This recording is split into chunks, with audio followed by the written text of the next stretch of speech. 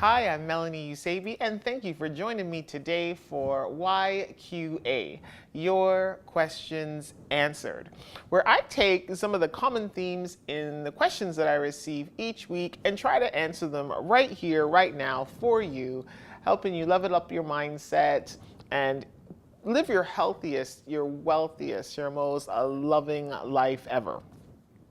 So, today, on that note, we are going to talk about envy and jealousy because those green eyed monsters are real.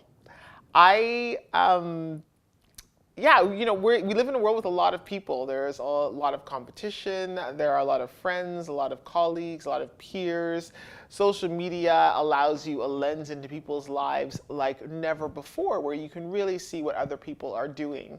And even though, on one hand, it's a source of inspiration and it's a source of kind of education as well. On the other hand, it could foster feelings of envy and jealousy within yourself. And don't get it twisted, most people have been a victim to this. It may not be everything, it may not be everyone, but once in a while, sometimes this goes ding, ding, ding, ding, and my spidey sense goes off because I know that I'm feeling like, oh, man, I wish I had that. So what do you do when you know that you are feeling envy and jealousy? You know what? First of all, you got to know. So I'm encouraging you to have a healthy bit of self-awareness. Sometimes hating can mask, or envy and jealousy can mask as hating. Like, when you're hating on someone, like, when you can you're looking through, you're scrolling through social media, you're seeing stuff and you're hating on them, like, why are they doing that? Or why do they got to do this? Or how are they doing this? Like, when you have a lot to say about someone else's journey, like in the negative way, or you're commenting on how they did it or why they did it, then usually what that means is that you're hating. You've drank some haterade and you need to spit that back out again. And you need to leave that in the fridge. Haterade is not good for anybody. So you got to be a bit self-aware and think about why you're even thinking these thoughts. Because if that was your best friend, if that was your little sister, if that was your little brother, and they were putting that stuff out on Instagram, you'd be so proud of them. So how do we get to a place where you're so proud of other people and their accomplishments? What I realized for myself in my own journey is that envy and jealousy most hit me when I was in an uncomfortable place myself, meaning that I wasn't focusing on fulfilling my purpose and my destiny.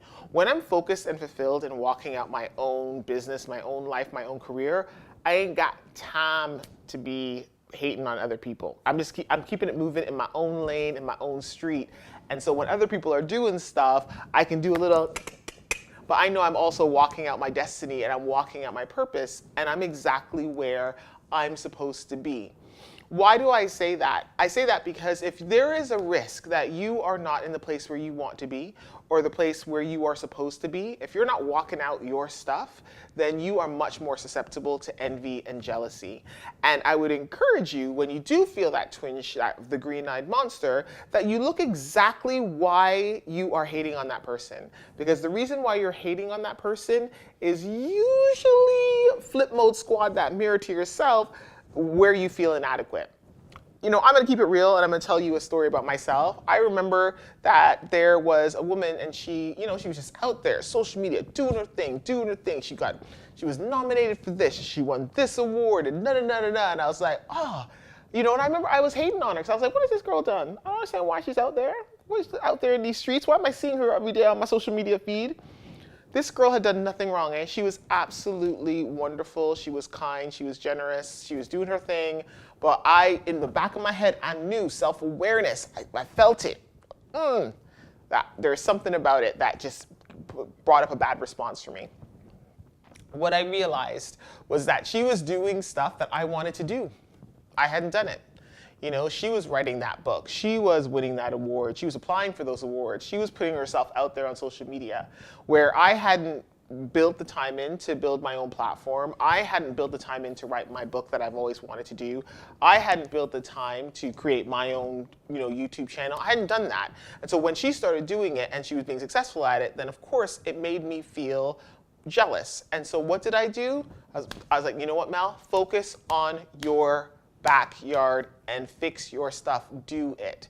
And so once you start doing that, then you realize the things that you're hating on are probably the things that you might want to check in your own life and start doing in your own life. I promise you, that does work. It worked, and it freed me up.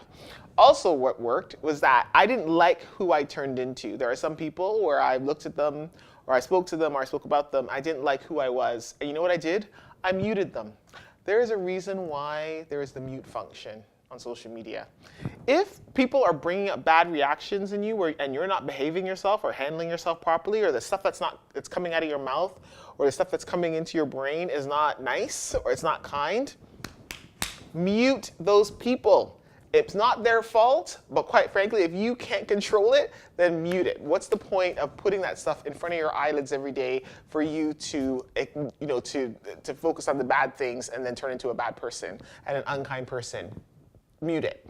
So envy and jealousy, my friends, it's real.